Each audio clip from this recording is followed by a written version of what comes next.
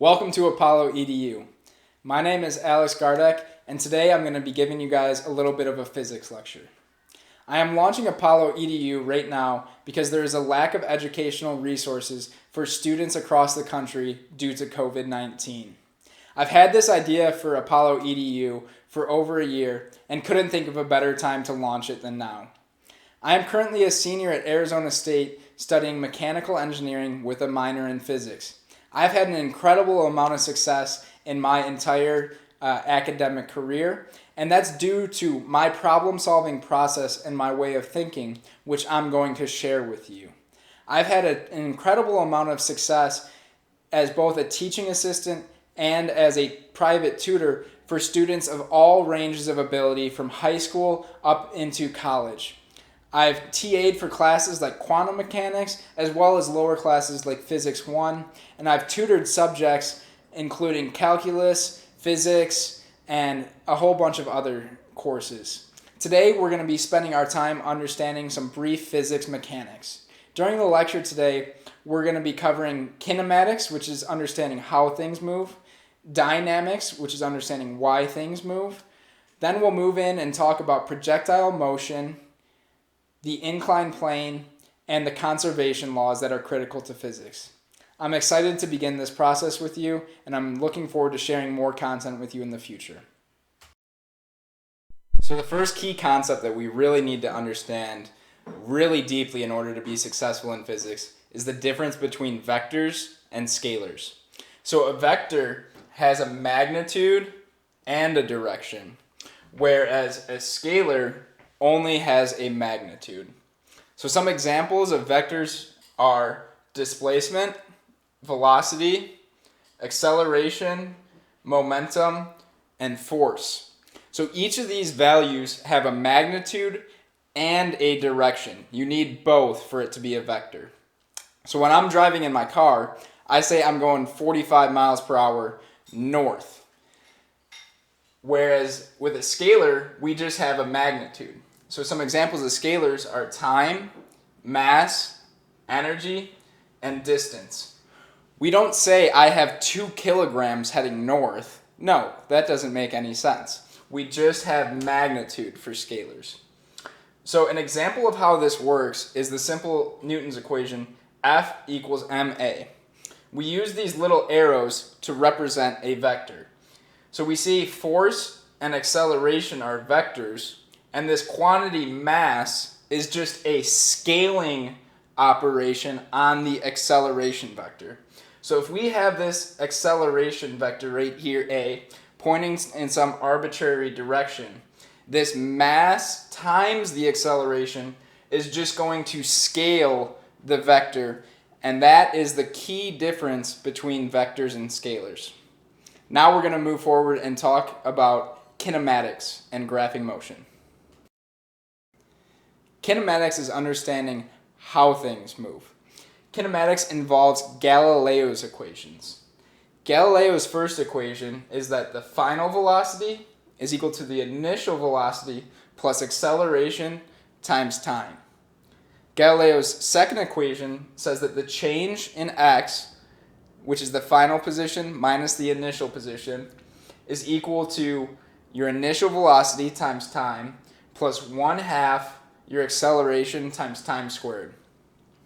Now the third equation we notice is a time-independent equation. Sometimes people refer to this as like the energy equation, but really how you can get this equation is by solving for t in the first equation and then using a substitution method by plugging in that value for t here and here. And when you do all the hairy, ugly algebra, this is what the equation simplifies to. So in kinematics and in physics in general, it's really important that we understand what our units are. So velocity is measured in meters per second, position is measured in meters, and acceleration is meters per second squared, and our standard unit for time is just in seconds. So if we take a look at Galileo's first equation, velocity is measured in meters per second. So that means if the left side is meters per second, everything on the right side has to be meters per second as well. We can't be adding apples with oranges. So initial velocity, that's meters per second. We're good. Okay, acceleration. That's meters per second squared. Okay, that's not meters per second. But when we multiply it by time, which is in seconds, that will cancel out one of the seconds squared in the denominator and make it meters per second. So now we're adding meters per second to meters per second. We're good. Let's take a look at the second equation. We've got change in x. X is measured in meters. So that means that each of these individual terms on the right side also have to be measured in meters. So initial velocity is meters per second, multiplied by time is seconds, so that'll cancel out the seconds in the denominator for velocity, so that's perfect. And then we've got acceleration times time squared. Acceleration is meters per second squared, multiplied by time squared. That will also cancel out the s squared in the denominator, which will give us a unit of meters. So now we've got meters is equal to meters plus meters, and we're good to go. The last equation is meters per second quantity squared. So we get meters squared per second squared. That'll be the same for VO squared. And now we've got 2a delta x. So a is meters per second squared multiplied by a meter. That'll give us meters squared per second squared. All of the units line up on both sides, and so we know that we're good to go. This is a simple requirement for any equation, is that both sides of the equation are going to have the same exact units so that we can solve for any of the properties involved in the equation. Now we're going to move into graphing motion. So to be able to truly understand and interpret graphs in graphing motion, we need a little bit of calculus to help us interpret and understand what the graphs are telling us. Calculus and physics go together like peanut butter and jelly. You got to have both of them together. So this concept of calculus may seem really scary to you right now, but I'm going to boil it down and simplify it so that it's easy for you to understand and isn't going to overwhelm you. So the fundamental origin of calculus is trying to understand an instantaneous rate of change. An instantaneous rate of change is basically just finding an instantaneous slope. Many of you guys have taken algebra and know that slope is equal to your rise over your run, also known as your change in y over your change in x, your y2 minus y1 over your x2 minus x1. So in algebra, we just had simple linear lines. The equation was y equals mx plus b. But what happens when we have something that's parabolic like this, and we want to try and understand the slope? So as an initial approximation, if I say, okay, I've got some point x, and then I've got another point x2 that is x plus delta x. The function f of x at x1, we're just going to call y. And then at x2, it's equal to y2, which is y plus some change in y. Now if we just apply our y2 minus y1 over our x2 minus x1, we get this y plus delta y minus y, so that's our rise, and then over our run, which is our x plus delta x, minus x, and what does it break down into? Just our change in y over our change in x. So this approximation for the slope at this point, we get this linear line that's going this way. But if we find a tangent line to this curve, right here we can see that the real line is somewhere about like here, but our initial approximation was here. So in order to get a better approximation, what we do is we take a limit as this delta x approaches 0. Big fancy words. All we're going to say is we're going to shrink our range of delta x and make it just an infinitesimally small point. And then when we apply that, we get a great fit for the slope at that point. So this is what a derivative is. And we denote a derivative as a dy dx. So the delta becomes a d, and we're just looking at an infinitesimal distance between points. Now I'm going to explain how this explains to graphing motion. Now we're going to start talking about graphing motion. So with graphing motion, we've got three different types of graphs. We've got position versus time, velocity versus time, and acceleration versus time. So if we start out with this simple position versus time graph, when I look at this graph, this is showing me my position versus time. So right here, I cover a lot of distance really quick, and then I start going at a constant rate. So this would be if I started walking really quick and then just started going at a constant rate. So I want to try and understand, what is this graph telling me? So if I look at the slope, which in this case, our y is actually x, which is position. So if I look at my slope, it's my change in x over my change in time. And then, like I mentioned just before, when I shrink this down super close, I get the derivative, which is dx dt. So if I look at the units of this change in x, so I have a change in meters over a change in seconds. So I get a meter per second. What does that sound like? You guessed it. That's a velocity. So what this is telling me is that the instantaneous slope of a position versus time graph is going to tell me the velocity. So right here, when using a simple calculus, if we have something that's parabolic in position versus time, it'll be linear in velocity versus time. So here, I take the derivative, this becomes linear, and then this linear becomes a constant horizontal line. So right here, what this is telling me is, in this region right here, I'm sweeping out an equal change in distance over a change in time. So for every segment, I'm covering an equal distance in the same amount of time, which that means that it's traveling at constant velocity. So when I look at a velocity versus time graph, I'm going to ask it the same question. Okay, what is this graph telling me? If I first look at the slope, we've got a change in velocity over a change in time. So here, delta v over delta t. We put the limit as delta t approaches 0, we get dv dt. Now again, we're going to look at the units. We got meters per second divided by a second. That will be a meter per second squared. What does that sound like? You guessed it, that's acceleration. So the slope of a velocity time graph is going to tell me acceleration. So now here, again, just like in this region up here, this linear portion became constant. Same with right here, where this linear portion is going to become a constant value. And when we take the derivative of something that's constant, it goes to 0. So what is this telling me? It tells me that in this time region right here, I've got a constant acceleration, and then in this region right here, I've got constant velocity, which means that my acceleration is going to be 0, my velocity is constant, and I'm going to sweep out an equal amount of position over an equal amount of time. So the other part of calculus is about the integral, or in other terms, it's just the area under the curve, where derivative is your slope, integral is your area under the curve. So area is just like multiplying, right?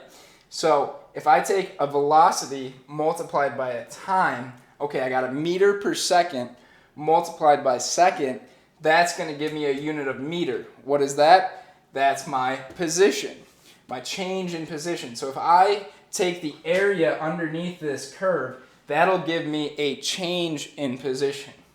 Similarly, when I look at an acceleration time graph, if I take an acceleration and multiply it by time, if I find this area, this is going to give me a meter per second squared multiplied by a second, which is a meter per second, and this is the unit for velocity. So if I measure this area right here in this rectangle, that'll give me my change in velocity over this time period. So this is just a brief intro into graphing motion, and I'll go over some examples later on to help you guys understand. Okay, so I'm going to do a little bit of calculus here just to show you guys where we can prove Galileo's equations. So for those of you in college or calculus-based physics, this is going to be super helpful. Those that are just taking algebra-based physics, you don't have to truly understand, but just go ahead and follow along. So we know, as I previously showed, that acceleration is equal to dv dt. When I multiply this dt to the other side, I get dv is equal to a dt. So now I'm going to take the integral on both sides. So I'm going to integrate this and integrate this.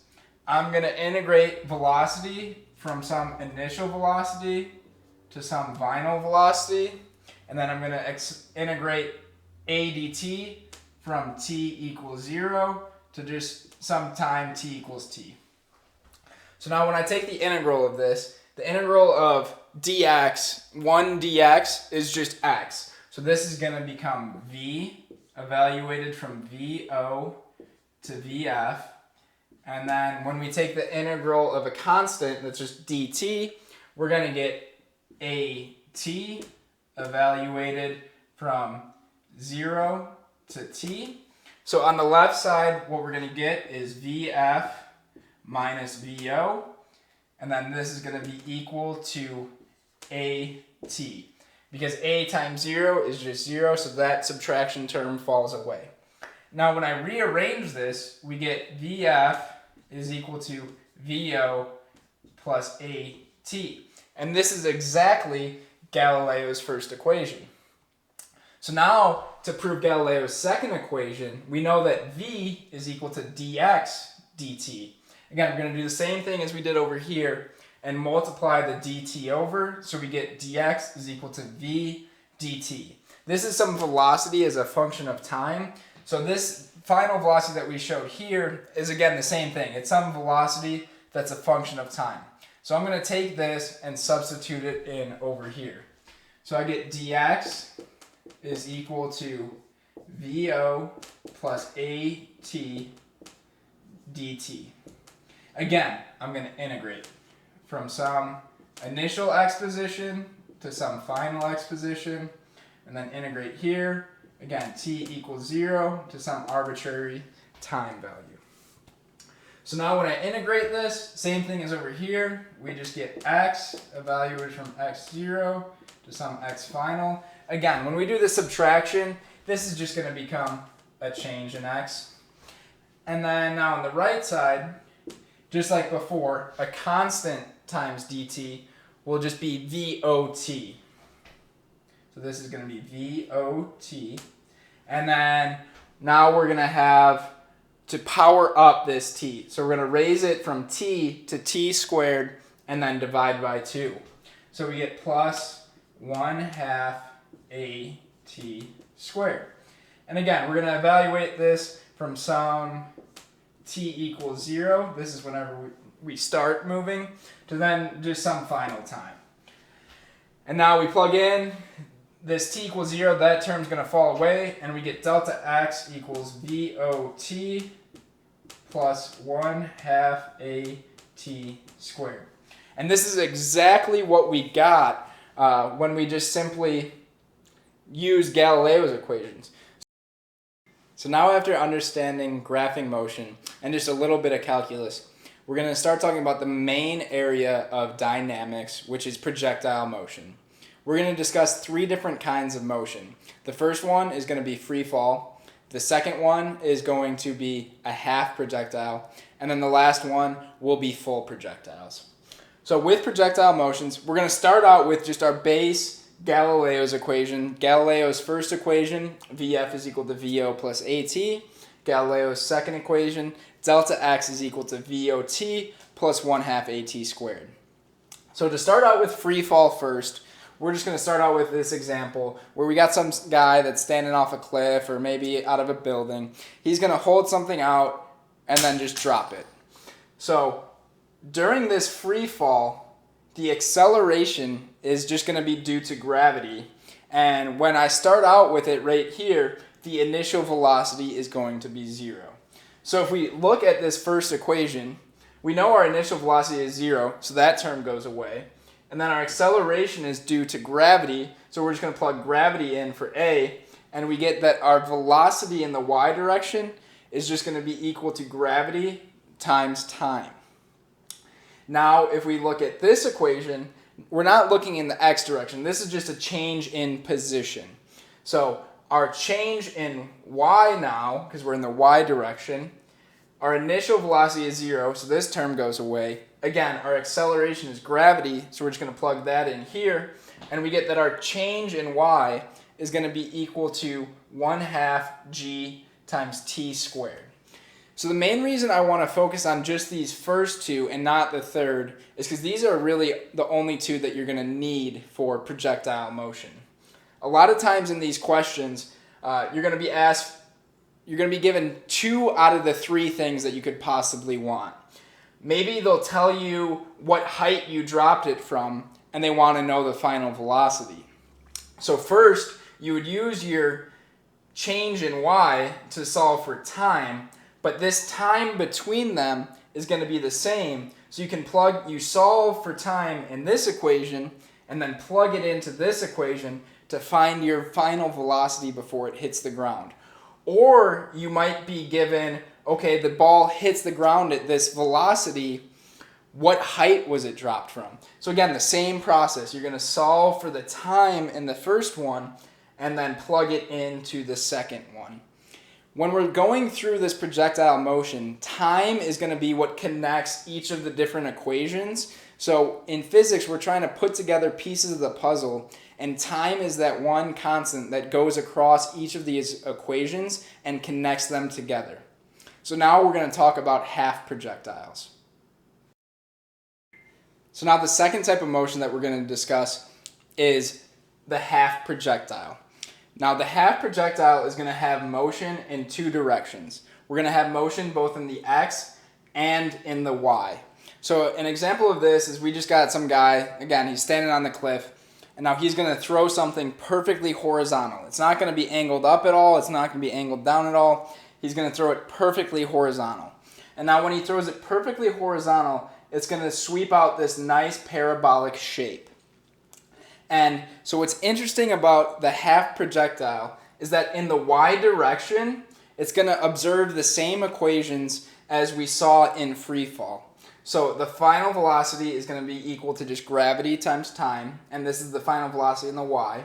And the change in y is just going to be equal to 1/2 g times t squared. Same equations that we just saw in free fall. So the classic physics 1 problem that all teachers at all levels like to ask is a bullet is shot perfectly horizontal, and at the same time it's shot, a bullet is dropped, and this is going to go out that way, the bullet's going to drop straight down. Which one is going to hit the ground first? The answer is they're going to hit the ground at the same time because they're both just observing free fall. So since gravity is the only force that's acting upon the object in half projectile motion, we know that there's going to be no forces acting in the x direction. When there's no forces in the x direction, the F net in the x is going to be equal to 0, so our acceleration in the x direction is 0. So now this means that with acceleration equal to 0, we're going to be moving at constant velocity. We can see this by looking at Galileo's first equation, where this a equals 0 is going to cancel out, and we just get Vf is equal to Vo, which means that we're just going to have constant velocity in the x direction. And then, like I mentioned earlier, in the y direction, it's just going to be observing free fall. Now, when we're approaching and solving these problems, it's going to be very similar to how we were solving the free fall problem, in the sense that time is what's going to connect the motion in the y direction to the motion in the x direction. In a problem, you're going to be given a couple of these different things and then be asked to solve for one of the other things. So one of the classic examples is you're going to be given the height at which a ball was thrown from and the velocity that it was thrown with, and then be asked, okay, how far did it go?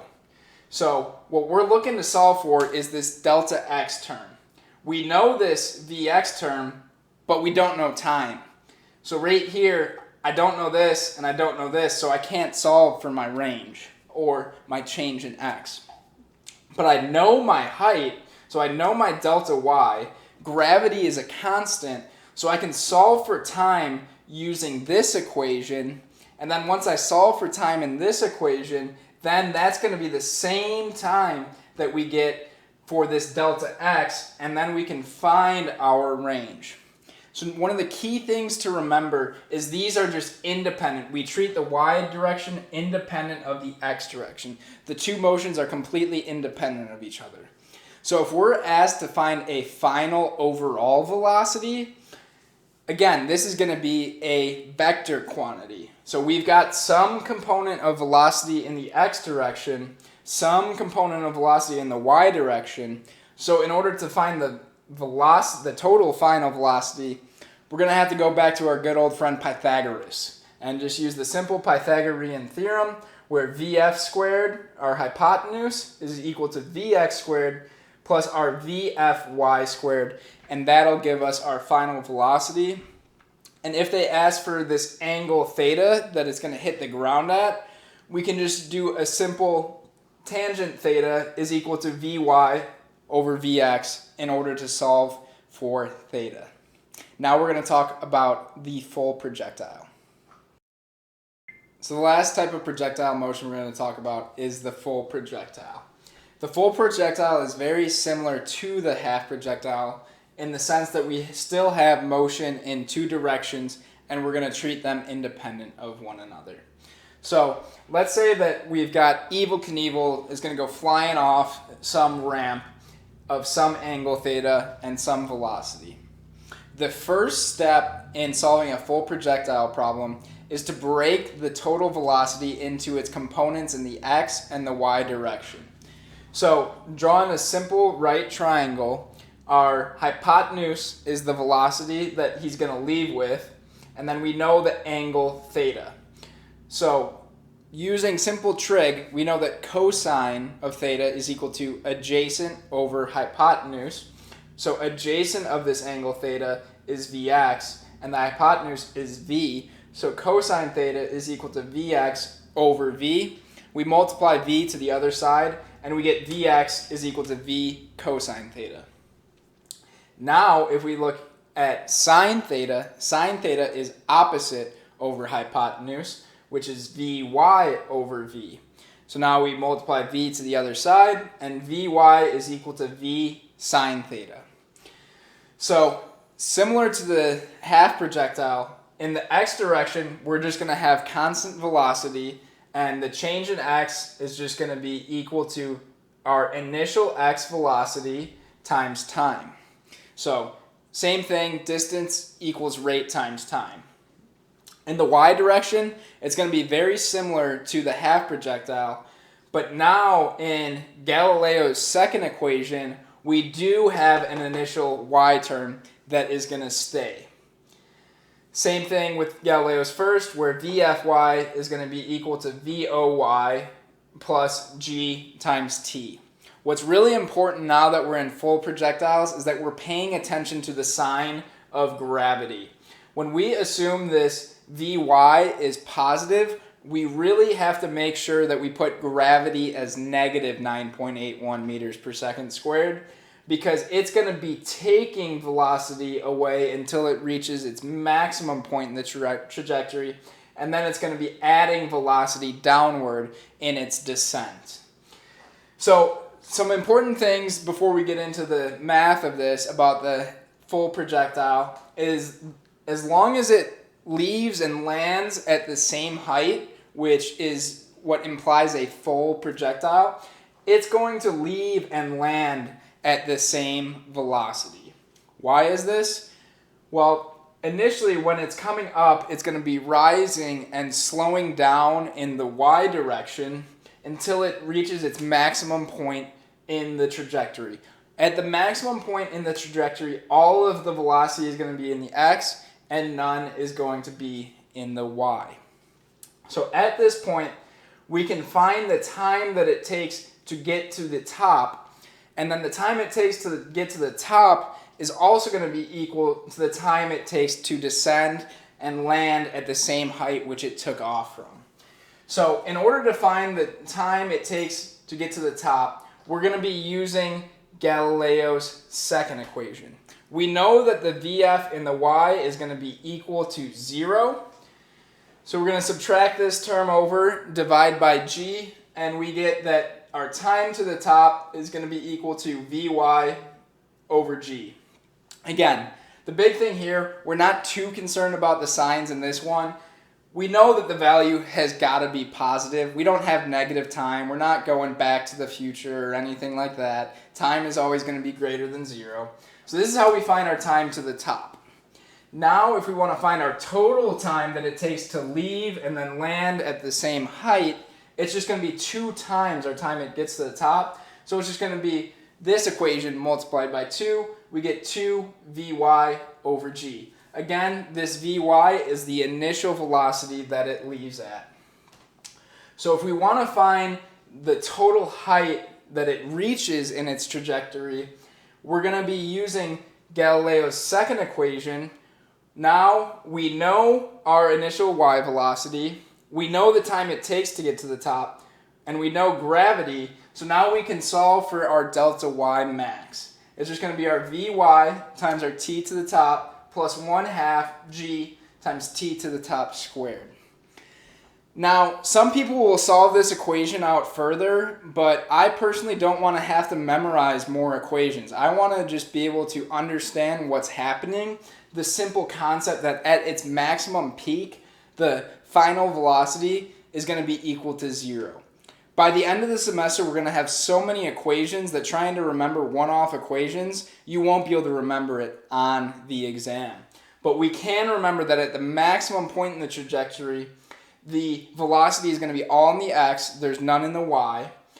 So then we can solve for the time it takes to get to the top. And then once we have the time it takes to get to the top, we can find that y maximum that we get to. And then the last piece of critical information that's usually asked is what is the total range that the projectile traveled, whether it's Evel Knievel on a bike or whether it's someone hitting a home run. Again, we're just going to find that, use that initial x component of velocity, which is found right here, and then multiply it by our total time. But we figured out our total time is just 2 times our t to the top. So then we have all the information needed to find our range. So this was just a brief introduction into projectile motion, and I'll go into more examples so you can get a better understanding in later videos. So now that we've wrapped up kinematics, which is understanding just how things move, this included Galileo's equations and graphing motion to start, and then we moved into understanding projectiles. We started out with simple free fall, then we talked about the half projectile, and then we finished up with the full projectile. Now we're going to move into dynamics, which is understanding why things move. So understanding why things move comes down to Newton's laws. So Newton's first law says that an object at rest will stay at rest unless acted on by an external force. So if I have this eraser right here, it's just going to stay at rest, but then as soon as I push on it, I put a force on it, it's no longer at rest.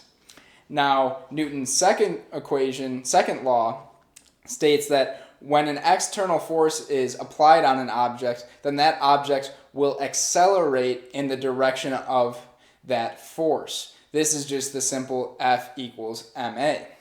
So now Newton's third law states that forces come in pairs. So forces are equal and opposite. So for example, when you're walking, what's actually happening is you're pushing back on the ground and then the ground pushes you forward. Similarly, when I push down on something, it's going to push back up on me. So when I jump, I push down on the ground, and then that reaction force from the ground is what's going to push me up.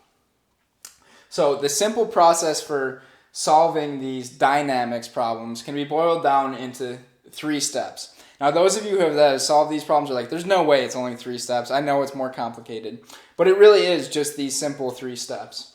So the first thing we want to start out with is drawing our free body diagram.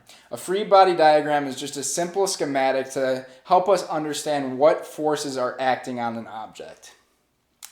The second step is writing out what our force equations are.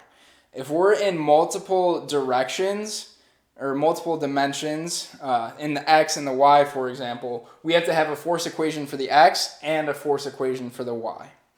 After we set up these force equations, then it comes down to just evaluating and solving for whatever we're looking to solve for. So just a simple example of a dynamics problem is just a guy that's pushing some big heavy box on the ground, and on the ground there's some friction with some coefficient of friction equal to 0.3. So we start out and we want to draw our free body diagram. So this box is going to have some weight to it. We understand the concept of weight. I have some mass, and that times gravity will tell us a weight. Then, to balance out the weight of this object, the ground is going to apply a force upward. We call this the normal force. Normal just simply means perpendicular to the surface. So perpendicular to the ground is just straight up, and that is our normal force. Now, in the x direction, we're going to have the applied force that this person is pushing on the box, and then the force of friction, which is defined as the force that opposes motion. So this friction is going to oppose us pushing the box. So if we first just look at the y direction, again, we've just got the weight of the box being balanced by the normal force. So our F net is equal to our Fn minus our Fg. But we know when a box is just sitting on a table, it's not accelerating into the ground or just flying up into the air. So its acceleration is going to be 0. So now we get 0 is equal to the normal force minus our gravitational force, which is just equal to m times g. And then from this, we see that the normal force is just equal to mass times gravity. Now when we move over into the x direction, we've got the applied force subtracted from our frictional force is going to be equal to F net. And now F net is simply equal to mass times acceleration, which is going to be equal to our applied force minus our friction force, which is equal to our coefficient of friction times the normal force, which we just found over here, which is that mass times gravity term. So this is just a simple introduction into a very simple broken down dynamics question. In future videos, I will dive deeper into some more advanced dynamics problems for you.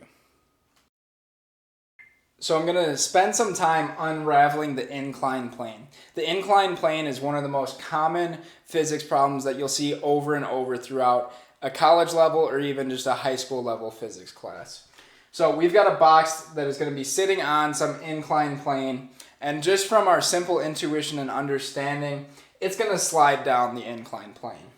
So we know that the motion of this box is going to be along this plane right here.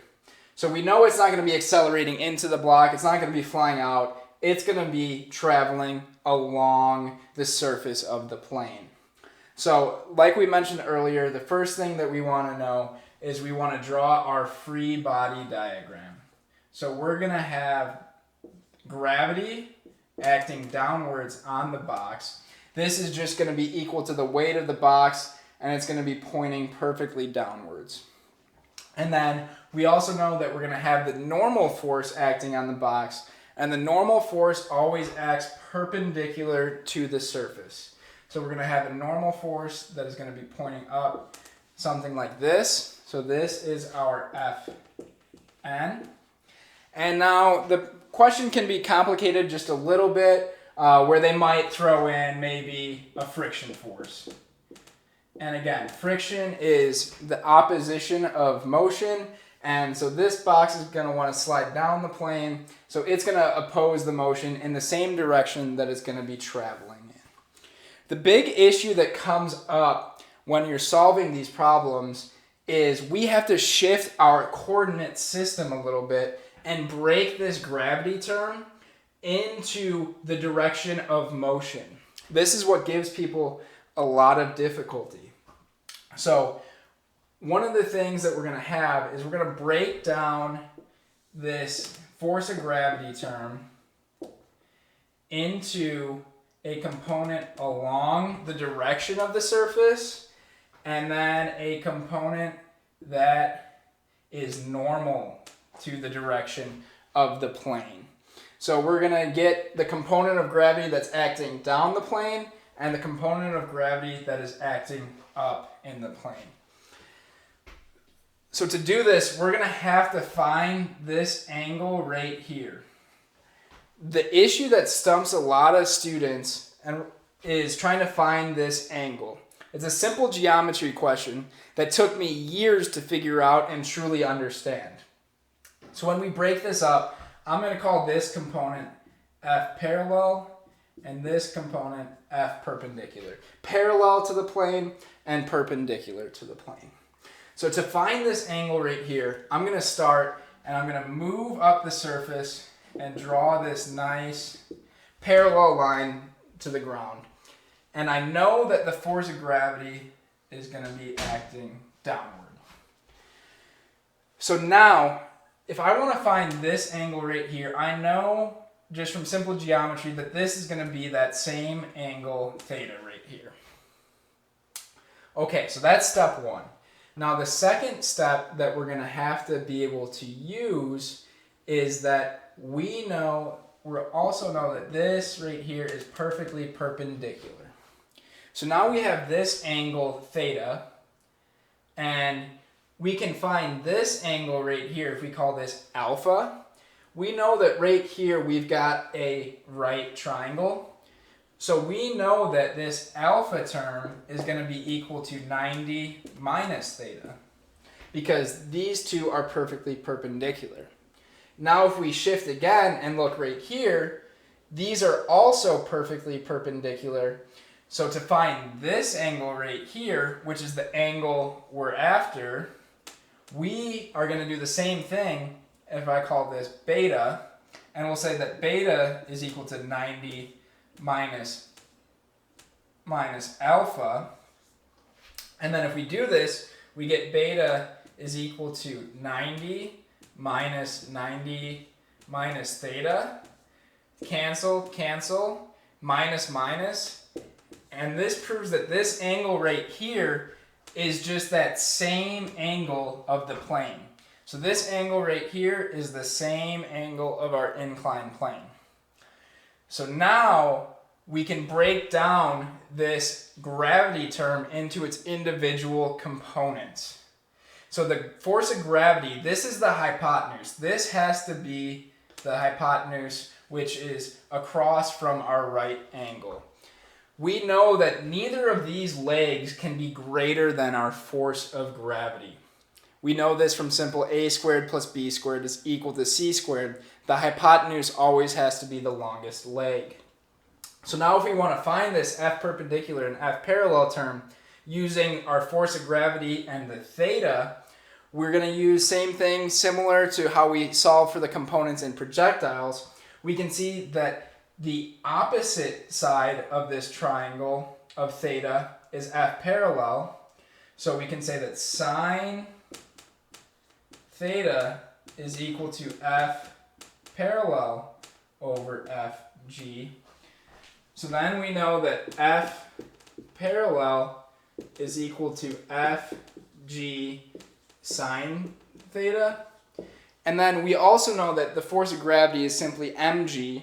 So I'm just going to write this out as F parallel is equal to mg sine theta. Now looking in the perpendicular direction, we're going to use the adjacent of this theta. So the adjacent is going to be the cosine term, and we'll find out that F perpendicular is equal to mg cos theta. A lot of times in your physics classes, this is what you're just given, is that the parallel component, the force along the plane, is mg sine theta, and the force perpendicular to the plane is mg cosine theta. One of the things that always bothered me is I couldn't figure out why is this cosine and why is this sine. I couldn't ever make it out, and you don't have to memorize this, but using some simple geometry, we figure out that this angle right here is the same angle that we have of the incline theta. So now that we understand how to break the force of gravity into the components, now we're going to have a free body diagram that looks something like this, where we've got the normal force, Fn, and then that's going to be canceled out by this F perpendicular.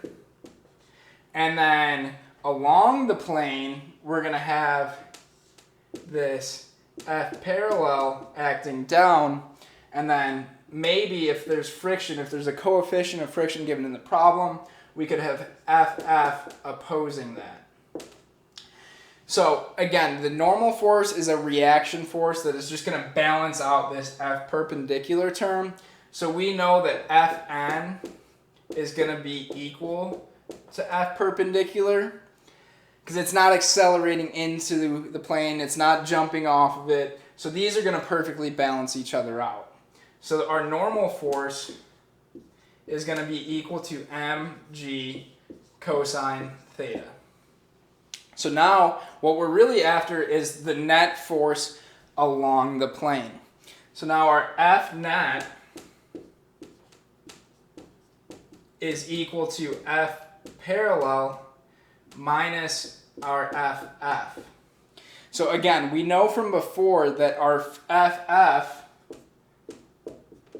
is just equal to mu times n. But now the normal force isn't just that mg. Our normal force is this mg cosine theta, which we're going to have to plug in here. So now our F parallel, this is the term we solve for right here. So we get that F net, which is equal to ma, is going to be equal to mg sine theta minus mu times mg cosine theta, where this is that F parallel term. It's the component of gravity acting along the plane minus our frictional force, which is our coefficient of friction, multiplied by the normal force. But in this case, our normal force is perpendicular to the plane and is equal to this perpendicular component of the force of gravity, which is the mg cosine theta term. One last remark on this. So if we were solving for the acceleration, we notice that the mass is going to drop out from each of these terms. So our acceleration is just going to be g sine theta minus mu times g cosine theta. Additionally, one of the things that's a classic problem that teachers like to ask is, okay, the block is sliding down a frictional plane. It's got some coefficient of friction at constant velocity. Okay, constant velocity means that acceleration is going to be equal to 0. When acceleration is equal to 0, my F parallel is going to be equal to my FF. So I'm going to get mg sine theta equals mu mg cosine theta. So what teachers want to ask is they'll tell you it's traveling at constant velocity, and they'll either tell you, okay, what is the coefficient of friction, or they'll ask you what is theta. So how do we find this? Well, we can see that both of these mg's are going to cancel out, and if we solve for mu, we know that mu is going to be equal to sine theta divided by cosine theta, which is just equal to tangent of theta. So if we're given a frictional plane, we can directly either solve for the angle at which the incline is tilted, or we can solve for the coefficient of friction without having to do any of the work. But again, it's really important to just understand the process of how we get there rather than trying to memorize this formula. One last remark on this is, if you notice, by me keeping things in terms of variables, it made it much easier to solve. If I would have had a problem with numbers and started plugging in things at this step right here, I might not have been able to see that the coefficient of friction is just equal to the tangent of theta. The last part we're going to cover is the conservation of energy. Okay, now we're going to talk about the conservation laws. The conservation laws are some of the most important things in all of physics because all of the physics that came after the introductory physics, like quantum mechanics, they still have to verify that conservation of energy and conservation of momentum are conserved. So we're going to start out by talking about the conservation of energy and understanding what the different forms of energy are. The first form of energy is kinetic energy. Kinetic energy is the energy due to motion. So I'm just like running along, moving at some speed, or if my car is driving, moving at some speed, it's got kinetic energy. It's the energy due to motion. Kinetic energy can be found by using Ke. Sometimes it's written as K. I like Ke. And it's equal to 1/2 mv squared. So it's 1/2 times the mass times the velocity squared. So if we look at the unit of this is going to be a kilogram meter squared per second squared. Now we don't like to say a kilogram meter squared per second squared. Instead, we use the unit of joule for energy. So if there's a question that asks, okay, what are the SI units of a joule? Well, you can just look at Ke, which is 1/2 mv squared, and see that it's kilogram meter squared per second squared. The second form of energy is gravitational potential energy, which is GPE. This is just like if I'm just holding this eraser right here at some height, it's got a gravitational potential energy. So we call this like the energy due to height, and it's equal to your mass times gravity times height. Just to verify this again, we know that mass is kilograms, gravity is meter per second squared, times height, which is meter. Again, we get kilogram meter squared per second squared. The third form of energy that we're going to talk about for most Physics 1 classes is elastic potential energy, which is like the energy that is going to be like stored in a spring. And this spring energy is equal to 1/2 K times our delta X squared. So this K term is our stiffness or spring constant. The units for this are newtons per meter. What your spring constant is basically saying how much force do I need to apply to stretch this spring by 1 meter. This comes from Hooke's law, which says that F is equal to negative K delta X, where that negative sign is just saying that your force is going to be opposite of your displacement. So when I pull a spring out, it's going to want to snap back together. Whereas if I push a spring in, it's going to want to expand back out to get to its equilibrium position. So this spring energy, again, is 1/2 K delta X squared. And if you break down that newtons per meter, you're going to end up seeing that you get kilogram meter squared per second squared again. So when we're applying conservation of energy, we know that our initial energy is going to be equal to our final energy. So we've got initial kinetic, our initial potential, initial spring is going to be equal to our final kinetic, potential, and our spring. So a lot of times these terms will just like fall away. So for example, when I'm holding this eraser, right now I'm giving it gravitational potential energy due to its height. When I release it, that gravitational potential energy is going to be converted into kinetic energy. So when I drop this, it's going to accelerate down. The gravitational potential energy is going to be converted into kinetic energy.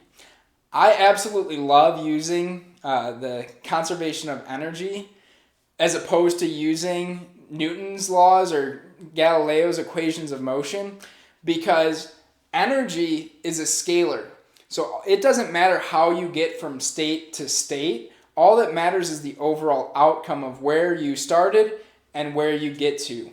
The classic conservation of energy problems that you're going to see are the roller coaster problems. So in a roller coaster, you're initially brought to a big height to get that initial gravitational potential energy, and then you're going to go through a loop-de-loop or something, and you're just transforming this gravitational to kinetic to gravitational. So at the maximum, you're going to have all gravitational.